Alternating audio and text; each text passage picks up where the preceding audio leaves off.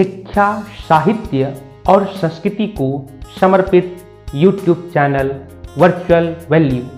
मैं डॉक्टर अनिल कुमार प्रधान आपका इस कार्यक्रम में हार्दिक अभिनंदन करता हूं, स्वागत करता हूं।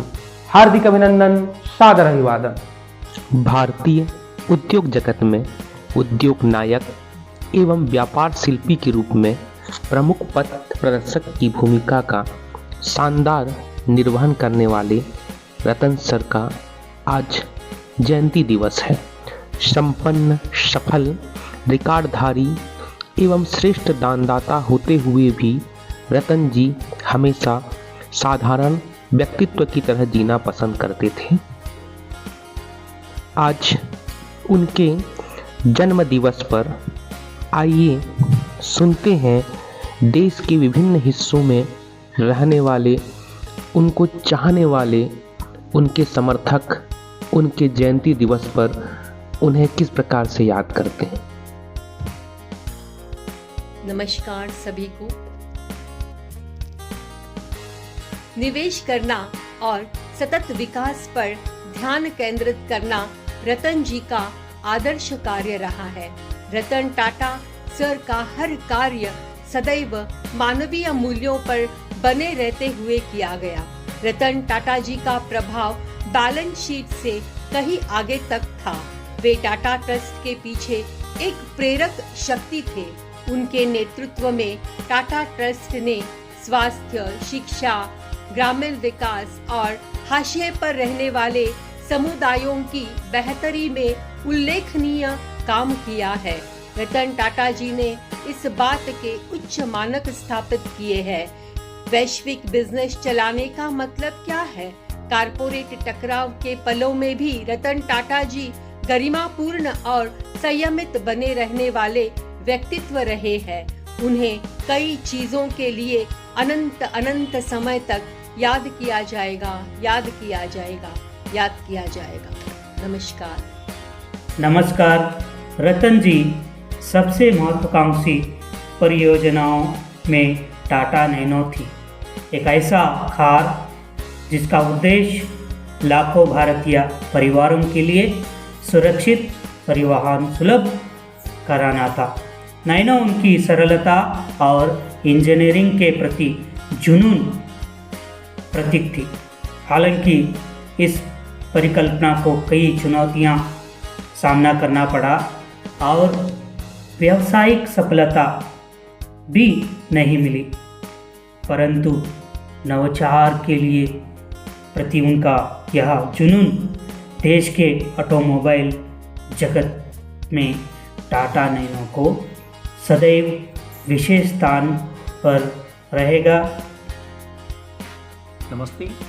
जिस अधिग्रहण ने वास्तव में रतन टाटा की रणनीतिक दुस्साहस को दिखाया वह 2008 में जगुआर लैंड रोवर की खरीद था। संघर्ष से जूझ रहे ऑटोमोटिव बाजार के बीच उन्होंने दो प्रतिष्ठित ब्रिटिश ब्रांड का मालिक बनने में अवसर देखा। कई आलोचकों ने संदेह जताया, समय और औचित्य पर सवाल उठाए, लेकिन रतन टाटा जी का दांव सफल रहा। JLR बेहद मुनाफे वाली कंपनी बन गई। इसने टाटा मोटर्स का कद वैश्विक ऑटोमोटिव खिलाड़ी के रूप में बढ़ा दिया है। आदरणीय रतन जी का यह कदम उनके साहस व जुनून को व्यक्त करता है। साहस के आगे जीत की संभावना होती है। यह हम रतन जी के जीवन से सीख सकते हैं। स्वर्गीय रतन टाटा सर लंबे समय से एक जगह टिके। एग्जीक्यूटिव को हटाकर कार्य संस्कृति में बदलाव किया। लीडर की नई पीढ़ी को आगे लाए, जिससे कारोबार में नया नजरिया आया। समूह की कंपनियों में उनकी हिस्सेदारी मजबूत की, जिससे अधिक नियंत्रण मिला। ये बदलाव टाटा समूह को अधिक तेज और इनोवेटिव बनाने में अहम साबित हुआ, जिससे वैश्विक स्तर पर डिमांड बढ़ाने में मदद मिली। आदरणीय स्वर्गीय रतन टाटा सर के यह बदलाव एक कदम उन्हें बदलाव के नायक के रूप में जनमानस के स्मृति पटल पर सदैव अमर रहेगा। नमस्कार, जय हिंद। सर रतन टाटा ने वैश्विक महत्वाकांक्षा की बदौलत कई ऐतिहासिक अधिग्रहण किए। हर कंपनी सावधानीपूर्वक चुनी गई। 2000 में टेटली का अधिग्रहण इस दिशा में पहला कदम था। इसके साथ ही टाटा कंपनी ने खुद को वैश्विक खिलाड़ी के रूप में स्थापित किया। इसके बाद 2007 में कोरस को खरीदा। ऐसा सौदा था जिसने टाटा स्टील को दुनिया के सबसे बड़े इस्पात उत्पादकों में पहुंचाया। आदरणीय रतन जी के ये कदम निरंतर कार्य करते रहो के सार्थकता को व्यक्त करते हैं। हर एक व्यक्ति को हमेशा कार्य के प्रति सजग रहने की प्रेरणा रतन जी के व्यक्तित्व से प्राप्त होता है। जय हिंद, जय भारत। रतन टाटा जी ने हमारे देश को एक ऐसा मुकाम हासिल कराने में योगदान दिया जो कि विश्व स्तरीय है। स्टील अथॉरिटी जैसे उद्योगों में उन्नत तकनीक, टिकाऊपन और गोल्ड स्टैंडर्ड जैसा बनाने में अपना योगदान दिया।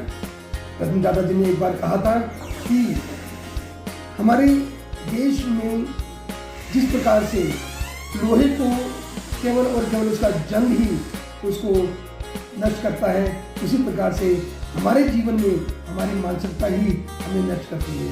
इसलिए रतन टाटा जी के इन विचारों को अगर हम सार्थक करें, अपनी मानसिकता को उच्च बनाएं, तो जीवन में हम कभी भी नष्ट नहीं होंगे।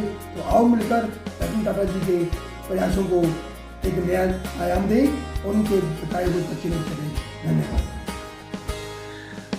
नवाचार के प्रति उनका जुनून उनके रिटायरमेंट के बाद भी मजबूत रहा।